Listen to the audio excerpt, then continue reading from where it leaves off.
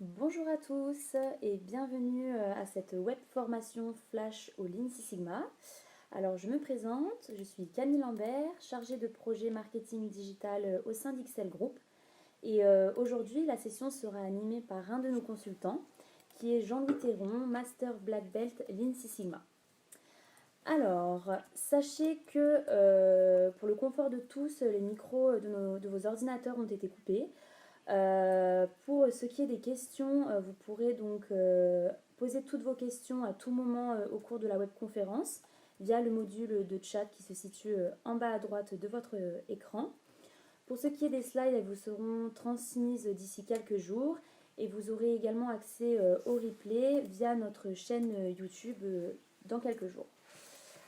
Alors, en introduction, avant de laisser la parole à Jean-Louis, je vais vous présenter un petit peu brièvement la société XL Group. Alors nous sommes un cabinet de conseil et de formation spécialisé dans le domaine de l'excellence opérationnelle. Nous sommes implantés en France depuis maintenant 30 ans. Nous avons une antenne à Paris et à Grenoble et nous avons également une filiale en Suisse depuis 2014. Alors, je vais maintenant laisser la parole à Jean-Louis pour commencer la webconférence et je vous retrouverai en fin de session pour les questions. Bonne webconférence à tous. Oui, bonjour à toutes et à tous. Nous allons voir au cours de cette conférence les points qui sont indiqués dans le sommaire à l'écran, commençant par l'historique, les fondements et les acteurs de Lean Six Sigma. Alors, qu'est-ce que c'est que Lean Six Sigma? Parlons tout d'abord du Six Sigma. Le Six Sigma a été créé en 1986 par Michael Hari, qui était ingénieur chez Motorola, et d'autres personnes à la même époque. Et petit à petit, il s'est développé, et notamment à partir de 1990 par l'entremise de General Electric, un très gros équipementier dans le domaine du matériel électrique, et qui a fait la réputation de cette méthode. Le Six Sigma vise à réduire la dispersion, la variabilité des processus, cette variabilité qui génère la non-qualité. Et c'est aujourd'hui une méthode qui est considérée comme la meilleure méthode pour permettre d'améliorer la rentabilité de l'entreprise en diminuant le taux de défaut et les coûts de non-qualité, améliorer la satisfaction des clients et faire participer aussi les acteurs des processus à l'amélioration de ces processus. Le Six Sigma s'appuie sur la notion d'écart-type, sigma, écart-type par rapport à une moyenne. Sigma, c'est aussi une mesure qui est employée pour la capacité d'un processus, c'est-à-dire l'aptitude d'un processus à rentrer dans l'intervalle de valeurs autorisées par la spécification du client. Le Six Sigma procure toute une boîte à outils pour réduire la variabilité ou la dispersion. Et Six Sigma, pratiquement, c'est le nom qui est donné à la méthode, se traduit par le fait qu'on a 3,4 ppm, c'est-à-dire défauts par million d'opportunités, c'est-à-dire un taux de défaut extrêmement faible. Il faut savoir que dans le Six Sigma, on ne traite pas des défectueux, c'est-à-dire les produits qui fonctionnent mal, mais des défauts, c'est-à-dire à l'intérieur de ces produits qui fonctionnent mal, le nombre d'échecs du processus qui a introduit un défaut. Donc c'est une méthode qui est une méthode éprouvée, qui s'appuie sur des faits et pas sur des opinions, et elle a montré son efficacité au fil des dernières décennies. Le Lean Management s'était développé à partir des années 1950 jusqu'à 1970, essentiellement au Japon, par le biais de Toyota. Toyota sortait de la Deuxième Guerre mondiale avec une qualité très en retrait par rapport à la qualité des constructeurs automobiles américains et a décidé de faire un plan ambitieux qui a amené à créer le Toyota Production System, le système de production de Toyota. Le Lean vise à obtenir des résultats équilibrés entre les contraintes du marché et les objectifs de rentabilité. Il se focalise sur la valeur attendue par le client et donc on supprime ou on réduit fortement les tâches sans valeur ajoutée. On identifie donc des gaspillages notamment, des gaspillages en fait au regard de ce qu'attend le client. Et le Lean rend compatible des objectifs antagonistes. On va faire progresser le niveau de qualité et simultanément réduire les délais, augmenter la flexibilité et l'agilité de l'organisation et simultanément réduire l'ensemble des coûts. Et on vise aussi sur le plan humain à réguler et diminuer le stress des individus au travail, sans quoi l'approche ne peut pas être durable. Alors les deux ensemble, ça fait le Lean Six Sigma. Vous voyez ici, selon le niveau de performance qu'on veut atteindre, vous avez à droite une échelle, et je mets la flèche verte pour que vous puissiez voir les degrés de cette échelle. On part du niveau du gros bon sens, hein, du grand bon sens. On utilise des outils de résolution de problèmes, et puis petit à petit, on va introduire des outils plus poussés, supprimer les dysfonctionnements, des erreurs, des pertes. Je parlais tout à l'heure de non-gaspillage, de non-valeur ajoutée, pardon, de gaspillage. Des démarches spécifiques et quantifiées par le biais des statistiques. Le Six Sigma en tant que méthode avec le DMAIC sur lequel nous reviendrons pour modéliser, améliorer et optimiser les processus. Et à l'intérieur du Six Sigma, on a non seulement le DMAIC, mais on a aussi, et c'est tout en haut, reconcevoir les processus et les produits par le biais de la méthode Design for Six Sigma. Alors pourquoi est-ce qu'on représente ici ça par un arbre? Vous voyez un arbre fruitier ici, comme le cabinet est basé à Grenoble, vous avez des noix, donc c'est un noyer. Il y a des fruits qu'on peut ramasser au sol ou à portée de main, et bien sûr qu'on ne va pas employer d'outils, on ne va pas sortir un escabeau pour ramasser ces fruits-là. Donc c'est la récolte facile et les fruits immédiatement accessibles. Mais on a aussi des fruits de masse, pour lesquels il va falloir déployer des outils plus importants. Et si on veut accéder aux plus beaux fruits qui sont à la cime de l'arbre, eh bien, il va falloir employer des outils plus poussés. Et c'est le sens de cette progression et cette articulation entre les différentes méthodes. Le but, c'est bien d'employer une méthode en fonction des enjeux, et ni plus ni moins. Alors, comment est-ce que s'associe le Lean et le Six Sigma, puisque finalement, c'est deux choses qui peuvent paraître assez différentes. Bien, imaginons un processus où on a un temps de cycle. Le temps de cycle initial était de 30 jours, par exemple. Hein, ça pourrait être le temps de cycle total de livraison d'une commande avec fabrication en ligne de production. On le réduit à 10 jours. Et là, comment on va le réduire? C'est-à-dire comment on va l'accélérer? Comment on va faire? Et on va traiter les temps d'attente, les temps de transport, déplacement inutile, les temps de stockage intermédiaire inutile, et on va chercher à conjuguer mieux les actions pour faire surtout de la valeur ajoutée, et de cette façon-là, on va diminuer et rendre plus véloce le processus. C'est un des objectifs du Lean. Mais on peut aussi combiner ça avec autre chose. Vous voyez qu'ici, autour de 30 jours, on avait une variation assez importante, puisque finalement on voit que si on regarde l'ensemble des mesures, eh bien, on a certaines commandes qui sont traitées en 18 jours et d'autres qui sont traitées en 36 et 6, 42 jours. Donc entre 18 et 42 jours, il y a une variabilité importante. Et ça, c'est embêtant pour les clients parce que ça veut dire que je fais une commande, mais je ne peux pas prévoir quand est-ce qu'elle va être livrée. Et donc, les actions de type Six Sigma vont consister à dire quelles sont les causes qui expliquent cette dispersion autour de 30. Et en même temps qu'on fait une réduction de cette durée moyenne, donc de 30 à 10, on peut aussi travailler sur ces causes de manière à diminuer cette variation-là. Et vous voyez qu'ici, le Six Sigma, et c'est la deuxième représentation, les deux flèches bleues qui sont en dessous, vous voyez qu'il a permis de réduire. On est bien effectivement autour de 10, mais on est sur beaucoup moins, entre 6 et 16 à peu près jours. Et donc on est avec un écart type. Ici, vous voyez que l'écart type est passé, on le voit dans le petit tableau, là où je mets la flèche verte, l'écart type est passé de 1 à 3 jours.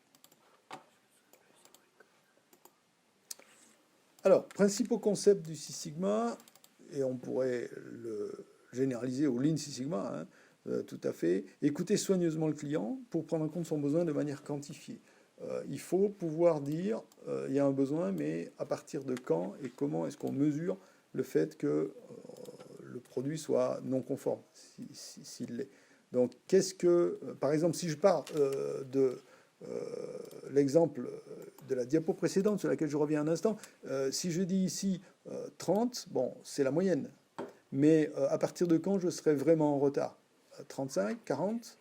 Donc vous voyez que ça va être ça, la voix du client, c'est l'outil qu'on emploie pour cela. Ensuite, il faut prendre en compte le fait que tout processus varie, qu'on le veuille ou non. Donc il va falloir prendre en compte cette variation, voir si elle est dommageable, et la réduire autant que nécessaire pour rentrer dans l'intervalle acceptable par le client.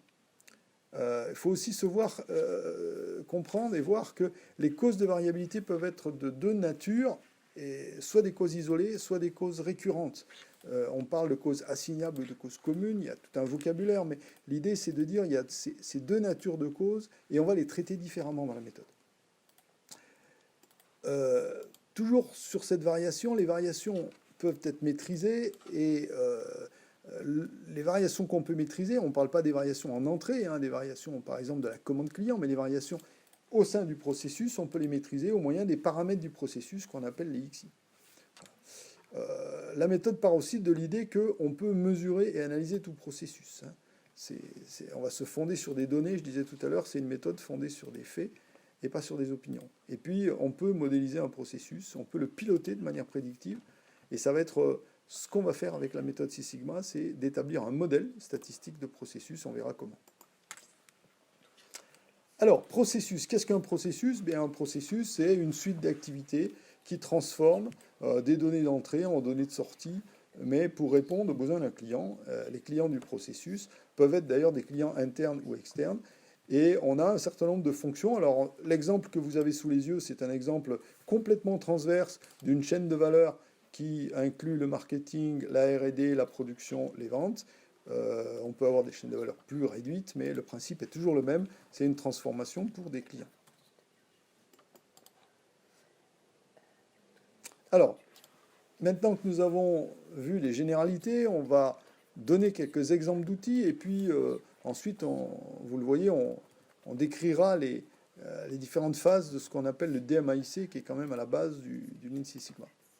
Alors, quelques exemples d'outils. Un outil bien connu dans le Lean, établi par Toyota, est fondé sur trois mots japonais, donc les MUDA, les MURI et les MURA. Alors, MUDA, non-valeur ajoutée, les gaspillages. Chaque fois qu'on gaspille quelque chose, alors ça peut être du temps, ça peut être de la matière, ça peut être des compétences, ça peut être des mouvements et donc du gasoil, de l'électricité inutile. MURI, c'est tout ce qui est la suractivité et le stress. Donc les variations de surproduction inutile ou production trop en avance, à coût de production qui génèrent des coups de feu, pas forcément nécessaires par rapport à la demande client. Et puis les MURA, ça va être la variabilité, la dispersion, qui est nuisible dans le processus de développement de produits. C'est ce que Toyota indique par rapport à ces trois causes de problèmes, de dysfonctionnement. Et les MURA, ça va être le domaine par excellence du Six Sigma, puisqu'on va vraiment être précis dans l'analyse des causes de variation à partir de donc ces MURA. Alors, autre outil essentiel qui fait partie de la démarche Lean, la standardisation. Standardiser, c'est avoir un processus qui soit répétable, qui soit prévisible, prédictible. Donc, en quoi consiste la standardisation? Fixer et maintenir comme règle incontournable tout ce qui a un impact en termes de gaspillage, non-valeur ajoutée et qualité du processus. La standardisation s'applique aux paramètres critiques, essentiels. Cette standardisation peut prendre différentes formes. Il peut y avoir du paramétrage, de l'automatisation, des workflows, mais aussi des procédures, des modes opératoires. Donc vous voyez que c'est à destination de différents moyens de maîtrise du processus, aussi bien les installations, les machines, les moyens matériels, mais aussi les moyens humains. Et la standardisation s'accompagne nécessairement de management visuel et de supervision active. Pourquoi? Parce que si on ne supervise pas la tenue d'un standard, eh bien, petit à petit, il va y avoir une érosion, il va y avoir un oubli, il va y avoir des choses qui vont plus se faire de la même façon. Et vous avez ici l'exemple d'un panneau qui peut servir à une réunion d'équipe, où on voit apparaître la voix du client, la cible à laquelle on vise, le planning, les tendances, un planning plus détaillé sous forme micro, des indicateurs de performance, le suivi des problèmes avec les actions en mode PDCA pour améliorer la situation, planifier, déployer, contrôler, ancrer, Et puis l'évolution du périmètre, certaines données éventuellement spécifiques ou temporelles. Vous voyez qu'il y a une structuration de l'espace de travail commun qui se fait à l'aide de la standardisation et qui permet d'insister sur le respect des paramètres les plus importants, on va dire en Six Sigma, les paramètres les plus influents. Alors, autre notion importante à comprendre, l'amélioration qu'on appelle l'amélioration par percée.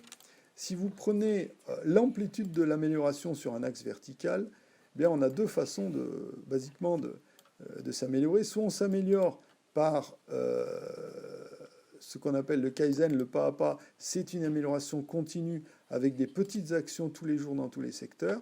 Et vous avez ici quelques outils qui sont indiqués. TPM, donc c'est Total Productive Management, les 5S, méthode de résolution de problèmes, MRP, TNC, traitement des non-conformes. Et à l'aide de tout ça, on va pouvoir progresser sur la route de l'amélioration en mettant soigneusement une cale, c'est-à-dire en incluant dans le système de management de la qualité les bonnes pratiques issues des améliorations. Le seul problème de cette méthode, alors qui est bien connue, qui est très pratiquée, notamment dans tous les systèmes de management de la qualité, certifiés ISO ou non, c'est que la pente est faible. Et donc, si à un moment on a besoin de faire une percée importante, ben on va justement employer l'amélioration par percée. On va le faire en mode projet pour bien coordonner les ressources humaines et matérielles nécessaires à la réalisation du but. Et on va le faire par un Kaizen Task Force à l'échelle d'un chantier pour un atelier, par exemple, de production. Si on est sur un processus un peu plus transverse, on va parler de Lean Six Sigma et on va effectivement, nous le verrons, utiliser des outils statistiques. Et puis lorsqu'on est à l'échelle d'une entreprise, on va parler de Oshin, lorsqu'il s'agit d'un projet où toutes les énergies de l'entreprise vont être orientées vers une amélioration importante, mais je dirais dont la survie de l'entreprise dépend. Alors, il y a un monsieur qui s'appelle Junichi Taguchi, japonais, qui a analysé la variabilité et qui a démontré une chose intéressante, c'est que plus la variation augmente, plus le coût augmente. Alors, ça c'est pas forcément quelque chose qui est facile à accepter, parce que c'est pas forcément le plus intuitif. Taguchi a dit, voilà, si on s'écarte d'une valeur cible, eh bien, ça nous coûte plus cher. Alors, je prends un exemple. Vous avez prévu de déménager le 1er août, parce que le 1er août, on doit vous livrer la maison, mais vous avez dit que c'était entre le 1er juillet et le 1er septembre. Donc, 1er juillet, 1er septembre, c'est vos limites de spécification, et vous visez de déménager au 1er août. Vous avez donc tout organisé pour cela. Qu'est-ce qui se passe si on vous livre la maison en retard? Ça arrive, malheureusement, c'est plus souvent dans ce sens-là. Si on vous livre la maison en retard, vous allez vous retrouver à partir du 1er août vous allez vous retrouver sans maison si vous avez décidé de donner votre congé de la location précédente ou que vous avez vendu la précédente. Donc vous allez avoir des surcoûts, garde-meubles, logement provisoire. Vous voyez qu'il y a donc surcoût si je dépasse la valeur cible. Mais vous voyez que si on vous livre en avance et que le promoteur est tout content de vous dire, monsieur, j'ai la possibilité de vous livrer avant le 1er août, il va y avoir un coût plus important. Si par exemple on vous livre au 1er juillet, vous allez payer en double le mois de juillet pour lequel vous n'avez pas encore terminé votre précédente location ou terminé votre vente, et vous avez à faire venir des déménageurs au 1er juillet où ça coûte peut-être bien plus cher. Donc vous voyez qu'il y a un surcoût aussi. En fait, l'idéal, c'est bien de tenir la valeur cible. L'idéal, c'est que la commande soit livrée, soit honorée, la production soit faite au moment précis où on le vise. Alors, j'ai pris un exemple lié au temps parce qu'un certain nombre d'entre vous sont sur des processus de supply chain ou de tertiaire. Bien évidemment, on a la même chose dans le domaine industriel autour d'une valeur. Prenez l'exemple remplissage d'une bouteille. Vous avez une bouteille. Si vous la remplissez plus, eh bien, vous donnez de la matière gratuitement. Si vous la remplissez moins, vous risquez de payer la répression des fraudes au cas où vous soyez en dessous d'une valeur acceptable. Donc, il va falloir réduire la variation pour finalement gagner de l'argent sur des opérations, surtout quand elles sont très répétitives dans une production continue.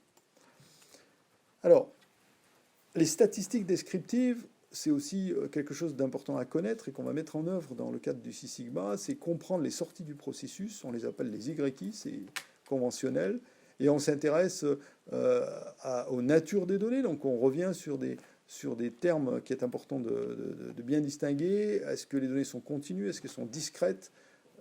Et en fonction de ça, on ne fait pas forcément les mêmes choses en statistique. Par exemple, vous avez ici des histogrammes de délai qui sont dans ce schéma. Pour des données continues, vous voyez que les classes sont jointives, c'est-à-dire les barres du graphique se touchent. Ici, on a une carte barre, et vous voyez que les classes ne sont pas jointives, et donc c'est parce que la nature de la donnée est différente. Il s'agit de données discrètes dans ce cas-là, il s'agissait de données continues dans le premier cas. La distribution, la forme de la distribution, quelle forme a-t-elle? Est-ce qu'elle est gaussienne ou non gaussienne, c'est-à-dire est-ce qu'elle a la forme bien connue de courbe en cloche? Quelle est la tendance centrale, moyenne ou médiane? Donc si on a une distribution symétrique, on peut prendre la moyenne. Si elle n'est pas symétrique, on doit prendre la médiane. Beaucoup de gens ne le savent pas et tirent de fausses conclusions. Quelle est la dispersion? Quel va être l'écart type, notamment? Comment les données évoluent dans le temps? Vous voyez ici des graphiques. On voit une évolution dans le temps. C'est chahuté dans la deuxième partie du graphique. Pourquoi? C'est ce qu'on va chercher à comprendre. On va chercher à identifier les points singuliers. Alors on en a quelques-uns là, les valeurs très hautes. C'est les points qu'on va appeler singuliers, qu'on va analyser. Et puis on va s'interroger sur la capacité à répondre aux besoins du client. Vous avez ici une machine qui remplit des sachets en chocolat à 250 grammes, entre 200 et quelques, mettons 225 et 275, c'est ce qu'on doit être au niveau du paquet.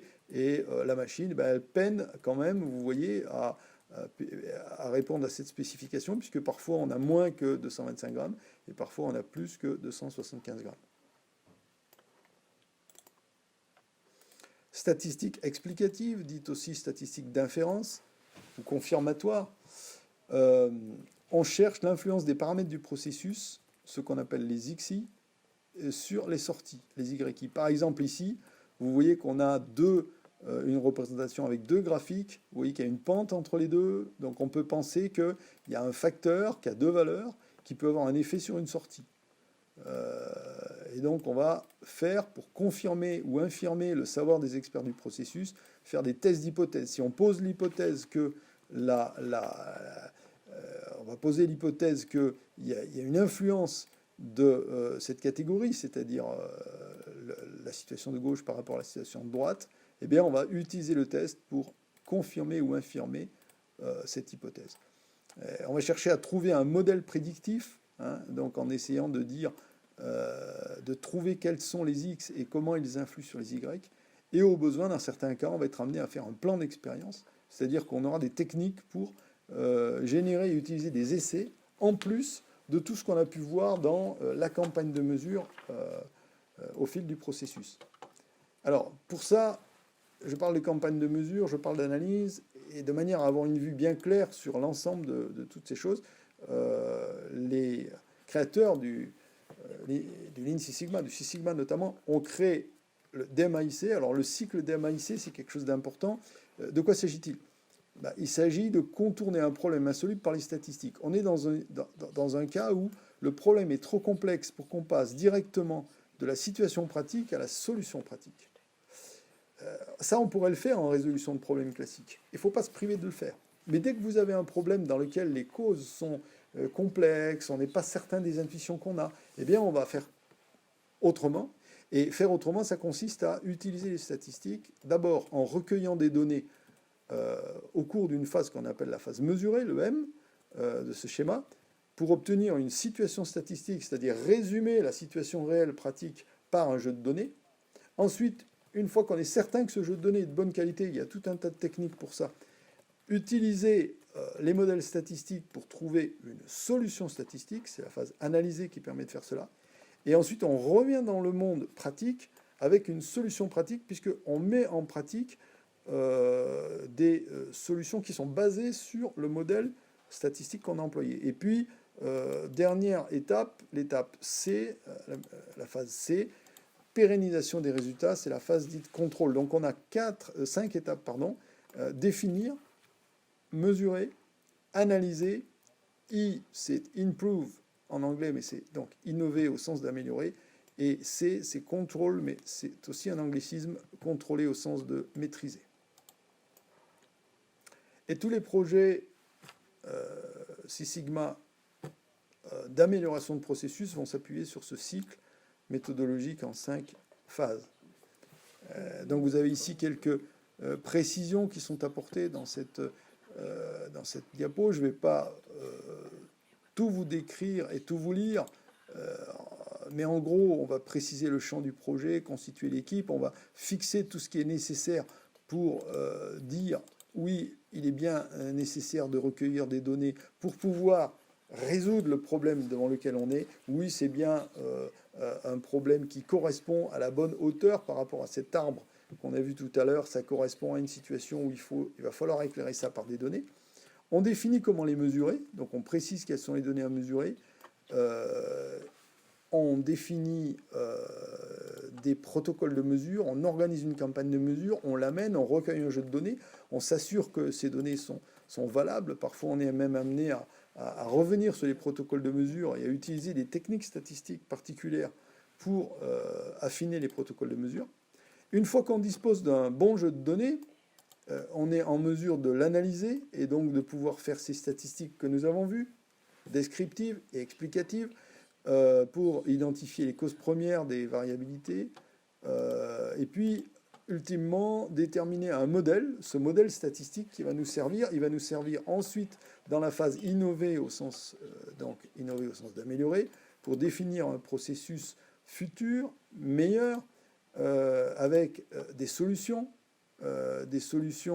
qu'on va déployer en maîtrisant les risques et ayant mis en œuvre les solutions, on va vérifier que ces solutions sont efficaces.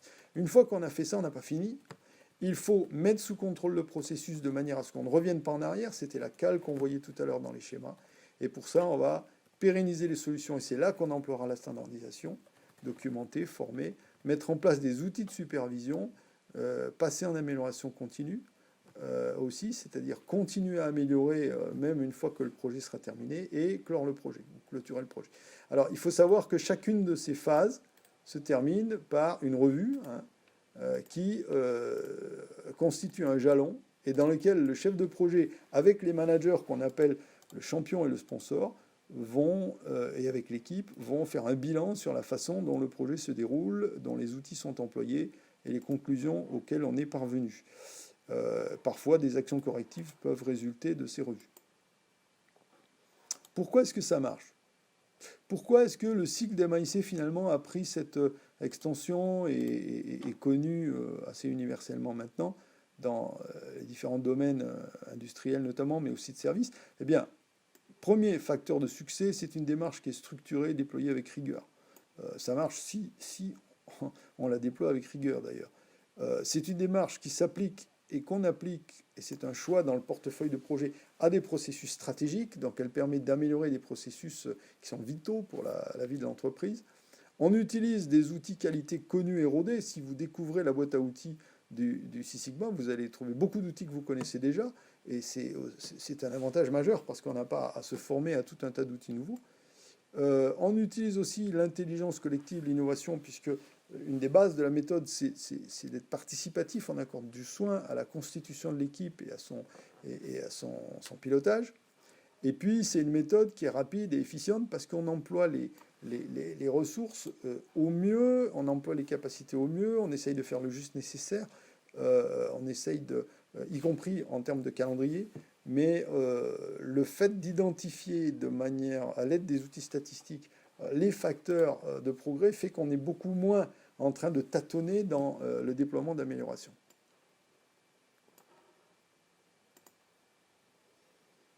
Alors, je vais vous donner un exemple de projet parce que finalement, tout ce que je raconte là, vous pourriez vous dire, mais qu'est-ce qui différencie cette méthode de conduite d'un projet d'amélioration d'une autre ? Et je vais vous prendre un exemple d'une entreprise qui est située dans le secteur de l'industrie laitière. Elle transforme le lait pour produire des yaourts. Et l'objectif du projet était de réduire les pertes lors de la production. Il y avait des pertes qui étaient assez importantes, qui représentaient 23% des coûts. Et comment est-ce que le projet a été mené ? Eh bien, il a été mené sur 7 mois avec 7 personnes. Vous voyez qu'on a une équipe assez réduite et une durée qui est assez courte, hein. Typiquement, on cherche à viser 4 à 6 mois. Si on commence à dépasser 9, 12, 18 mois, on est sur un projet au long cours. Si par contre on vise quelque chose en 7 à 8 semaines, on va plutôt parler dans ce cas-là d'un chantier Kaizen. Et la portée, l'ampleur des outils, l'ampleur des analyses et des mesures qu'on va réaliser seront nécessairement moins importantes. Donc ce projet partait de la situation de perte qui représentait 23% des coûts. Lorsque l'équipe a listé les causes potentielles de problèmes, il y en avait 101. Vous voyez à peu près le nombre de causes. Ils ont finalement retenu 9 facteurs possibles et ils ont fait des analyses sur ces facteurs-là.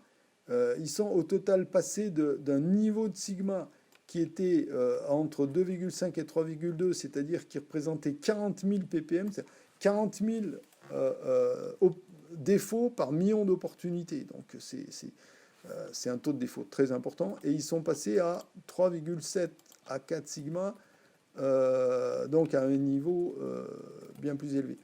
De ce fait-là, ils sont passés du 40e au 7e rang des fournisseurs d'une grande marque, et tout ça sans effectuer d'investissement, mais uniquement en tirant parti de la façon dont le processus fonctionnait.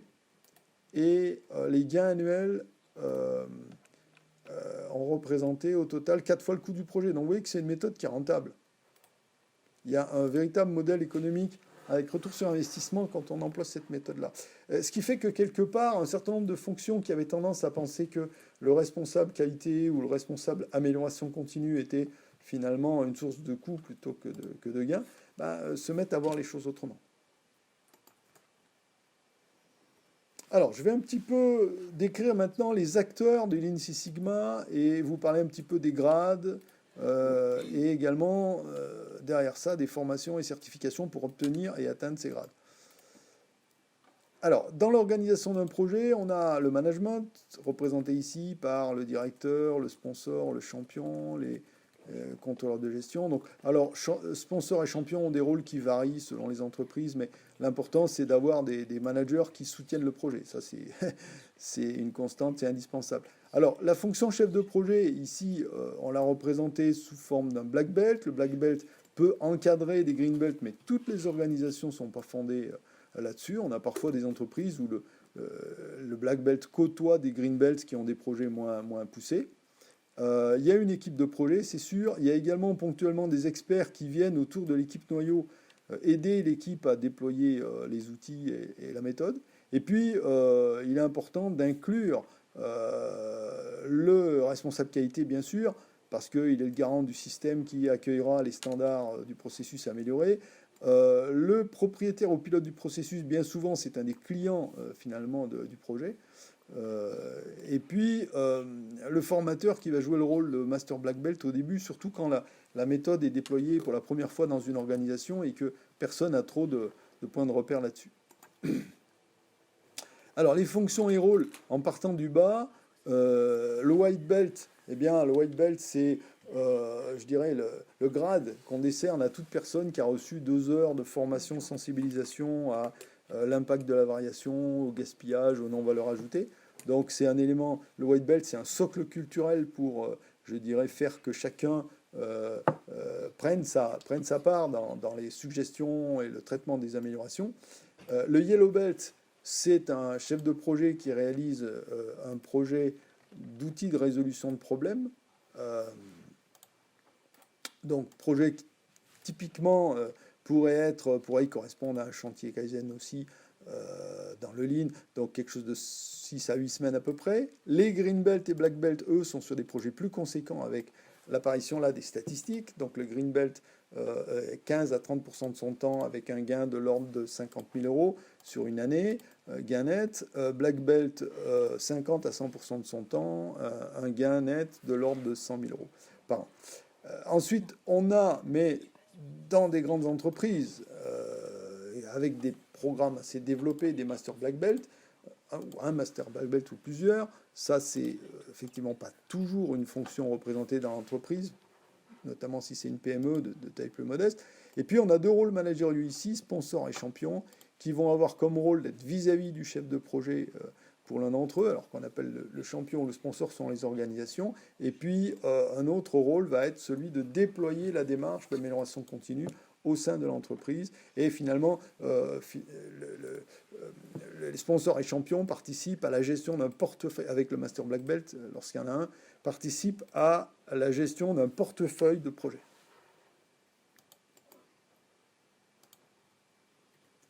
Alors, je vais vous parler maintenant des formations qui permettent d'obtenir cela, parce que comment est-ce que, si cette méthode vous intéresse, vous pouvez vous former.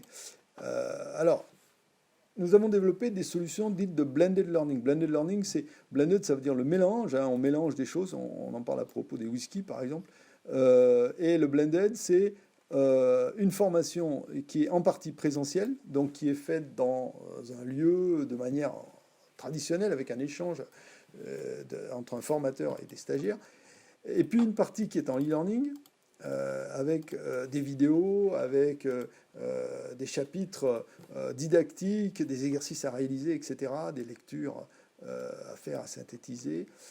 Et tout ça donne une formation dite blended learning. Donc nous avons développé en Lean Six Sigma nos formations en blended learning. Si vous vous inscrivez à une de nos formations, elle va comporter donc une partie que vous ferez en salle avec un formateur et une partie que vous ferez seul en dehors avec une plus grande souplesse. C'est les avantages de ce mode, on va y revenir tout à l'heure. Alors, vous voyez ici les 3 grades pour lesquels nous avons ces formations-là. Nous avons également, sans que ce soit représenté sur cet écran, des formations Master Black Belt. Le premier, c'est les formations Yellow Belt, 3 jours de présentiel avec un questionnaire de connaissances. Lorsqu'on passe au Green Belt, eh bien, on a 2 classes à distance qui encadrent un deuxième module de 4 jours de présentiel. Et puis, pour le Black Belt, on va trouver deux modules de 3 jours et 4 jours avec des classes à distance également. Tout cela ayant pour but de vous permettre de répondre à une exigence de certification qui aujourd'hui, la certification aujourd'hui se fait pour beaucoup de branches professionnelles en France à l'aide de l'IASCC, donc, dont je vais reparler maintenant dans la suite. Alors, quel est l'intérêt du blended learning pour vous en tant qu'apprenant? Pourquoi est-ce qu'on est passé à ça? Est-ce que c'est simplement un gadget? Est-ce que c'est simplement une mode? Non. Clairement, vous avez besoin, et ça on le sent bien, au niveau de l'ensemble des personnes qui s'inscrivent et qui nous contactent, d'une organisation assez souple de votre formation. Dans le monde du travail, maintenant, il est difficile de mobiliser beaucoup de jours consécutifs pour une formation, et c'est difficile de pouvoir bloquer des dates très à l'avance. Donc, c'est un premier intérêt. Ensuite, l'idée, c'est d'apprendre à l'aide d'une pédagogie qui soit stimulante parce qu'on varie vraiment les modalités. Hein, il y a du présentiel avec différentes choses, mais il y a aussi cet apprentissage à distance. L'idée, j'en ai parlé tout à l'heure, mais c'est d'être moins longtemps absent du lieu de travail ou du domicile. Et puis, c'est également d'avancer à votre rythme. Parce que vous voyez que si vous avez des modules didactiques et que vous sentez que par rapport au groupe, vous connaissez un petit peu moins le sujet du Lean, bien vous allez avoir la possibilité de revoir des choses plus tranquillement. L'idée derrière, c'est que les formations sont certifiantes, et elles sont certifiantes aujourd'hui à l'aide de l'IASSC, qui est une association internationale pour la certification Six Sigma. Alors, qu'est-ce que cette certification? Les critères de la certification IASSC sont les suivants, ils sont indiqués, il y a 3 niveaux qui sont proposés, Yellow, Green et Black. Donc, avec, pour le Yellow, 60 questions, 1h30 d'examen et une note minimale à obtenir de 230 sur 300. Vous voyez les durées et nombre de questions correspondant pour Green et Black Belt. Avec les notes minimales, le principe c'est 77% pour réussir. Vous trouvez sur le site de l'IASCC un body of knowledge qui donne les thèmes des questions, seulement les thèmes, c'est-à-dire le chapitrage des sujets qui peuvent être abordés dans les questions. Et la particularité, il n'y a pas de projet à présenter pour la certification IASCC. Nous avons aussi une certification interne, XL Formation, mais nous demandons à ce qu'il y ait présentation d'un projet qui peut se faire d'ailleurs avec l'étude de cas au cours de la formation. Le délai maximum de candidature, c'est au plus tard 6 mois après le dernier jour du dernier module de formation. Alors, ces durées sont en train de se réduire parce que, si vous voulez, avec la réforme de la formation et les formations certifiantes, on est en train de diminuer ces dates-là de manière à dissocier le moins possible la certification de la formation, ce qui de toute façon est un bien parce qu'on ne peut pas se remettre des mois après à un sujet qu'on n'a pas travaillé entre-temps. Donc, si vous voulez passer cet examen, les modalités sont les suivantes. Vous pouvez le passer en salle et en français ou en anglais si vous insistez, mais déjà le français ça suffit. Je ne vous conseille pas de le passer en anglais. Donc, renseignez-vous. Vous avez sur notre site XL Formation le calendrier. Vous pouvez aussi appeler bien sûr un conseiller formation pour cela. Et puis, vous pouvez passer l'examen en ligne. Actuellement, c'est en anglais. On travaille avec l'IASCC pour procurer une version française. Ce n'est pas encore tout à fait en place, mais on aimerait pouvoir le faire. La fonctionnalité d'examen en ligne, moi-même je l'ai passé lorsque j'ai passé cet examen en 2015. C'est quand même un petit peu stressant. Vous n'avez pas un examinateur, vous n'avez pas un être humain en face de vous. Vous êtes devant votre ordinateur et les compteurs tournent. Donc je suis pas très chaud pour cette modalité, même si elle peut être appréciable quand même pour des personnes qui sont loin et qui ne peuvent pas se déplacer vers un centre d'examen. Et c'est sûr que ce type de modalité va se développer de plus en plus. Alors, grande question, réforme de la formation. Tout le monde en entend parler, ça sort dans les actualités. Est-ce qu'on peut se former en 2019 sur son compte de personnel de formation? Eh bien, la réponse est oui, c'est possible. Et je tiens à vous dire que peu importe votre branche professionnelle ou votre région, il y a des codes CPF décernés par France Compétences. Alors tout ça, c'est nouveau. Il faut savoir que jusqu'au 31 décembre, vous aviez ce qu'on appelait les OPCA, organismes paritaires de collecte. Donc il s'agissait de collecte de contribution des entreprises et pour pouvoir financer la formation.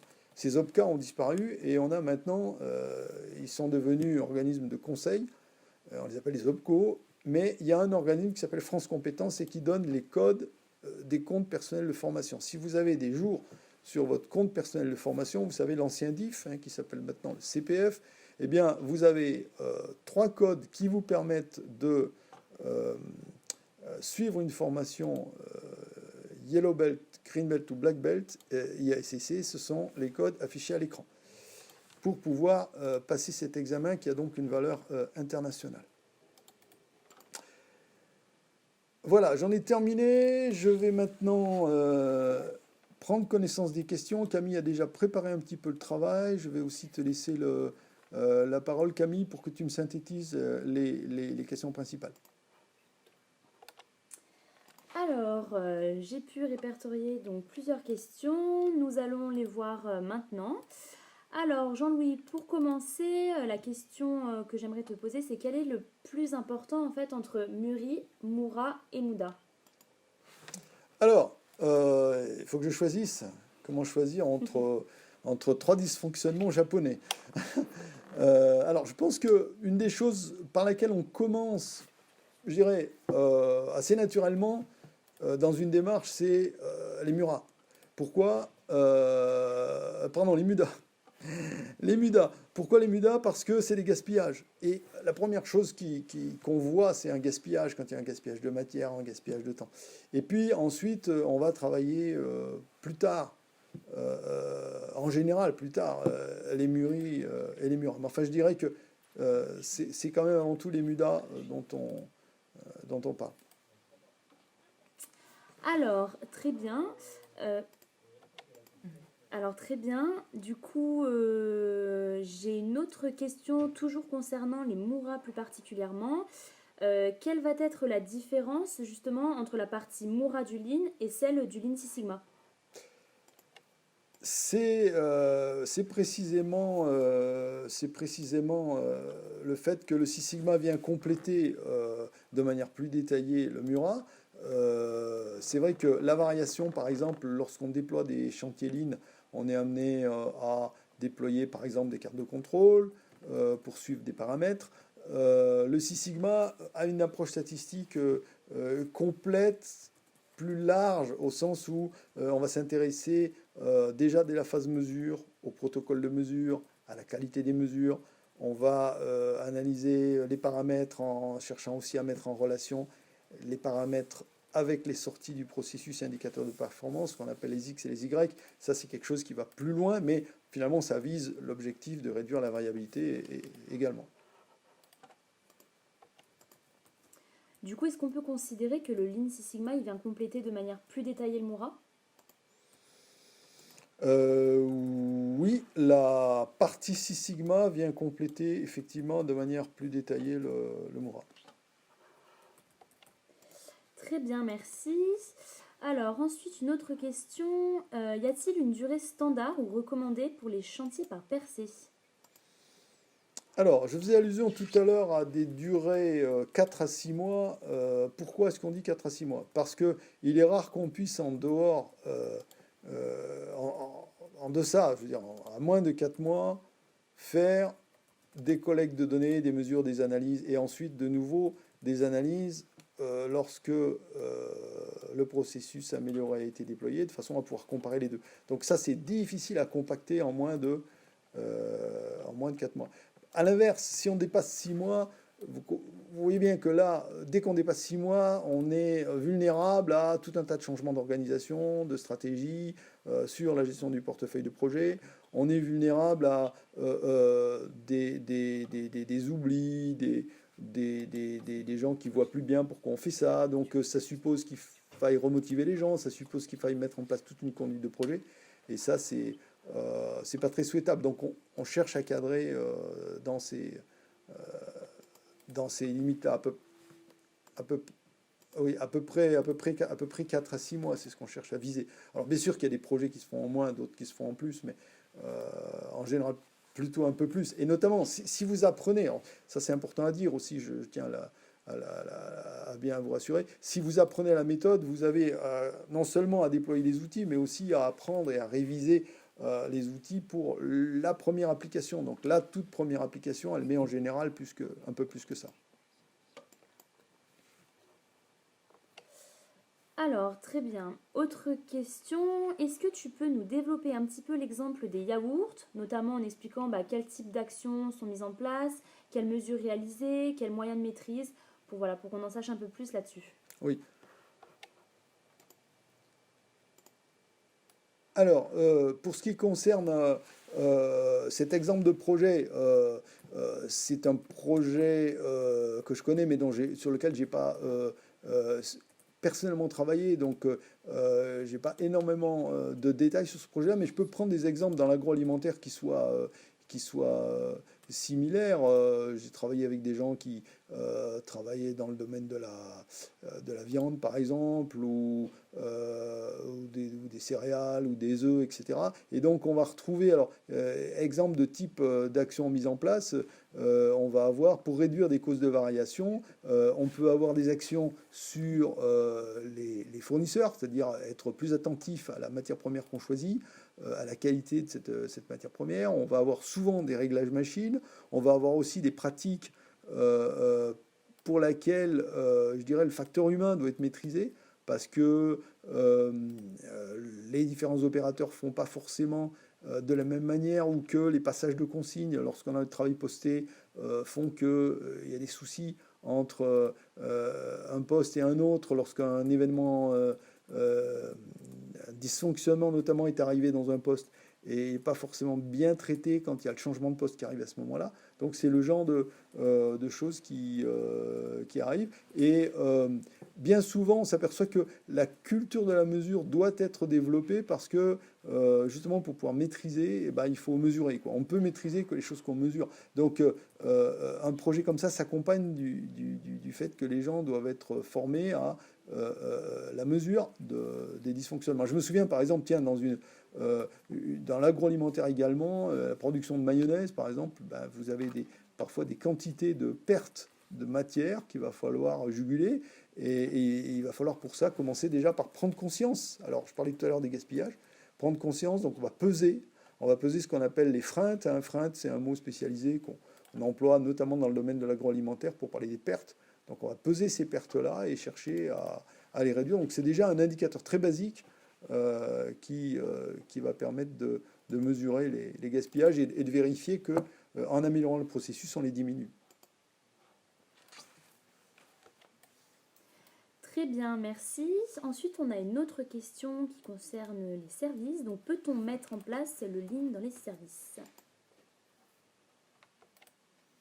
Alors, il y a bien souvent un préjugé ou une idée toute faite, surtout quand on lit un petit peu la littérature sur le Six Sigma et le Lean. On y retrouve des mots de vocabulaire qui font référence à des choses qu'on imagine bien dans l'industrie et on se dit ça c'est pas utilisable dans les services.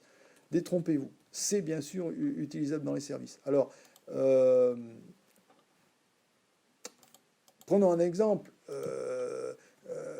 La banque, l'assurance, les transactions elles-mêmes, ou même la transaction avec un centre d'appel, l'achat d'un produit dans le domaine de l'immobilier, la souscription d'une assurance, toutes ces choses-là vont tout à fait pouvoir être améliorées à la fois par le Lean, réduction des non-valeurs ajoutées, des gaspillages. On voit tous qu'il faut parfois et même souvent diminuer les temps de réalisation pour satisfaire le client, déjà. Et puis ensuite, on a aussi la qualité.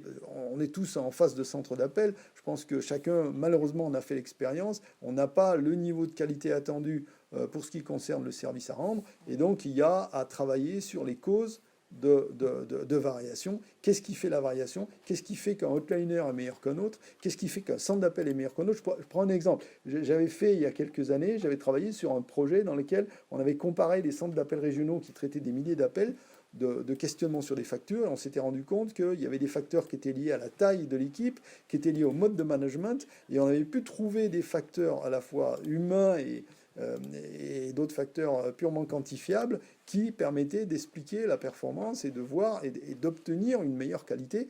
Et du coup, si on repère ces différences-là, on va pouvoir savoir où sont les bonnes pratiques, déterminer que statistiquement elles sont différentes des autres pour pas agacer les autres personnes en disant imitez un tel s'il n'y a pas une véritable différence. Et une fois qu'on a fait ça, on obtient des gains importants. Très bien, merci. Ensuite, on a une autre question. Concrètement, comment se déroule la formation et l'accompagnement dans le projet en entreprise? Alors, il y a deux modalités de formation chez Excel Formation comme chez nos confrères. C'est la formation inter-entreprise et la formation intra-entreprise. Donc inter-entreprise, chacun se réunit, on est dans un salon d'hôtel ou une salle spécialisée pour ça, et chacun vient, il peut avoir le projet de son entreprise, et là, il aura l'occasion de débattre et de discuter avec le formateur sur son projet, mais il va essentiellement travailler avec les autres sur un sujet commun à travers une étude de cas. Donc c'est pas la manière privilégiée de faire si on a besoin de déployer son projet en entreprise.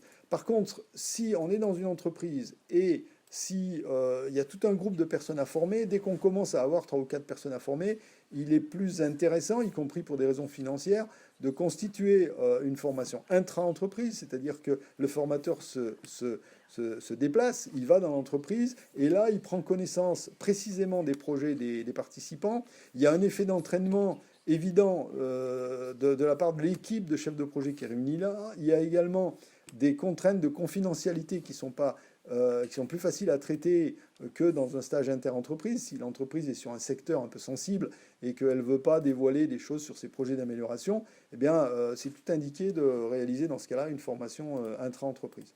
Donc là, ça permet un suivi véritable des projets. Et moi, j'ai mené, je pense à l'exemple d'une formation que j'ai menée l'année dernière où il y avait des chefs de projet qui étaient pour certains en France, pour d'autres au Royaume-Uni, pour d'autres aux États-Unis et les derniers en Chine. Donc tous ces gens-là, je les ai vus un certain nombre de séances et on a fait des séances de coaching individuelles ou collectifs, à distance ou en présentiel, de manière à les accompagner dans la réalisation des projets.